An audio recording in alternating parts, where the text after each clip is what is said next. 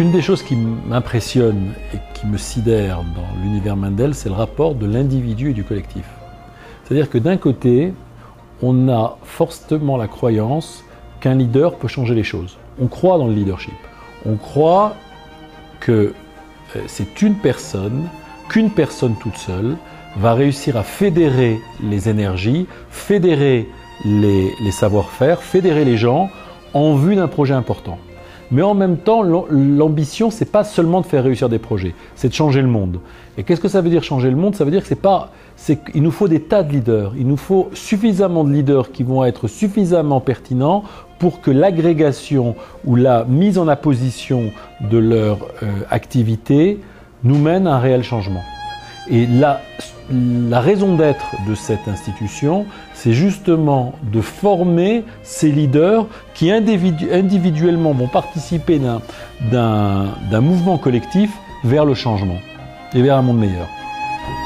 Ce qui caractérise Mendel et l'univers Mendel, le Mendel Leadership Institute, les institutions de Mendel en Israël, c'est le fait que l'on croit en une responsabilité vis-à-vis des fellows, vis-à-vis des diplômés, pour tout au long de la vie. On n'est pas dans une institution qui considère que son rôle et que sa responsabilité s'arrête le jour de la graduation. On est dans une approche qui est une approche beaucoup plus proche du business. On investit beaucoup dans la formation des fellows pendant les années où ils sont étudiants à plein temps ici. C'est pas pour ensuite les laisser livrer à eux-mêmes en simplement faisant l'hypothèse qu'ils vont avoir le meilleur comportement possible. C'est aussi l'idée de dire j'ai une responsabilité vis-à-vis d'eux pour qu'ils développent les meilleurs projets possibles, pour qu'ils aient le plus d'impact possible sur le système éducatif en Israël. Et ça, il n'y a pas tellement d'institutions qui ont cette vision de la responsabilité vis-à-vis des diplômés. On est, de ce point de vue-là, il y a quelque chose d'émouvant. On n'est pas du tout dans une problématique comme parfois dans certaines fondations où on dit « ils nous doivent tellement », mais au contraire dans une problématique dans laquelle on dit « on leur doit encore tellement pour les assister parce qu'on croit en eux ». Et si vous avez sélectionné les bonnes personnes pour venir étudier ici, alors ce sont des gens qui vont développer des projets importants. Et notre objectif à la Graduate Unit, c'est d'aider, de soutenir les projets de ces gens. Non seulement cette institution est une institution exceptionnelle, mais en même temps, le respect vis-à-vis des gens qui viennent y étudier, c'est aussi de les mettre dans des conditions exceptionnelles. Ça veut dire que le jour où quand ils sont fellows, quand ils sont élèves, on leur donne les meilleures conditions matérielles, on les soutient socialement, on leur donne les meilleures conditions matérielles pour étudier. Ça veut dire que lorsqu'ils sont diplômés, on va les assister et on va se sentir impliqués dans leur projet, mais ça veut dire aussi que le lieu doit être un lieu d'exception. Et moi, à chaque fois que je viens ici, c'est-à-dire tous les jours,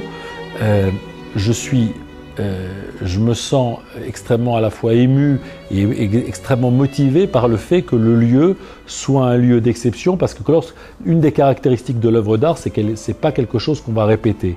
Et le fait qu'on ait mis beaucoup d'œuvres d'art ici fait que ce lieu est un lieu d'exception qui pousse à l'exception.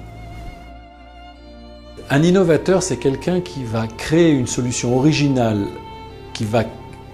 à laquelle d'autres n'auraient pas pensé par rapport à un problème, face à un problème du monde de l'éducation. Et donc on croit vraiment dans l'unicité, dans l'originalité des solutions.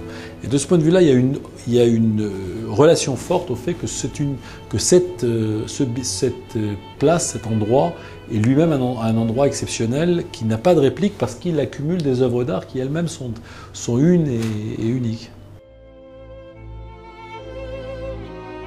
Je vous dirais que c'est probablement que l'approche à Mendel est une approche extraordinairement systématique. J'avais jamais vu ça en fait. C'est-à-dire qu'il y a une manière de travailler qui est à la fois sérieuse, systématique, mais qui permet de se mettre en condition de développer des projets au moment où vous les développez. C'est-à-dire qu'on va toujours commencer par beaucoup réfléchir. On n'est jamais pressé. J'ai appris à prendre mon temps. J'ai appris qu'un bon projet, il survivait au temps.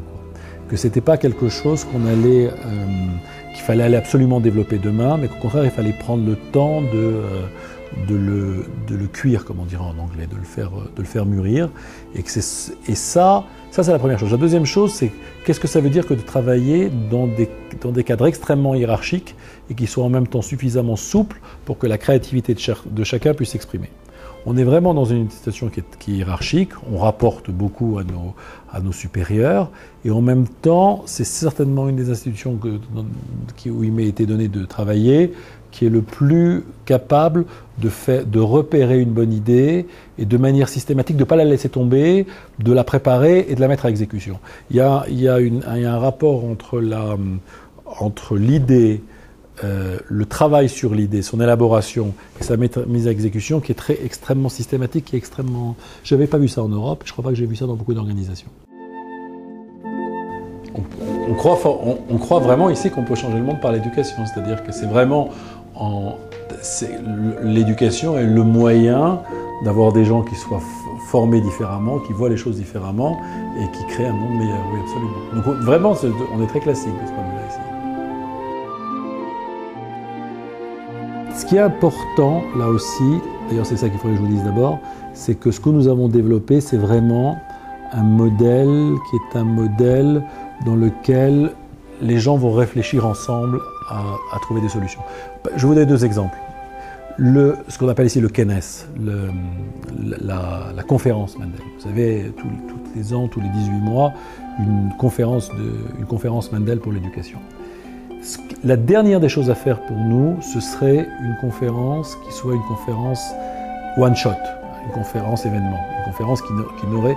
On est Mendel, donc on ne peut pas se priver, il faut quand même qu'on le fasse. Il faut que ce soit parfait techniquement. La dernière fois, on avait le Premier ministre, on avait le ministre de l'Éducation, on avait la Mankalit, le directeur général du ministère de l'Éducation, on avait plein de ministres. Ça c'est normal, on est Mendel, c'est un minimum, c'est sine qua non, mais c'est pas ça qui nous intéresse. C'est aussi ça qui nous intéresse, mais c'est pas seulement ça qui nous intéresse. Ce qui nous intéresse par-dessus tout, c'est que cet événement-là, ce soit un événement qui intervienne à la suite d'un travail fait en commun et qui débouche sur un travail fait en commun. Donc nous, on a développé un système, ce qu'on appelle nous nos tables rondes. Ce sont des occasions pour des graduates qui travaillent tous dans la même activité, qui peut être les jeunes à risque, les jeunes en difficulté, ça peut être la diversité dans les écoles, ça peut être vocational education, l'éducation technologique, ça peut être toute une série de thèmes sur lesquels, ça peut être le rapport du secteur premier et primaire et le secteur tertiaire.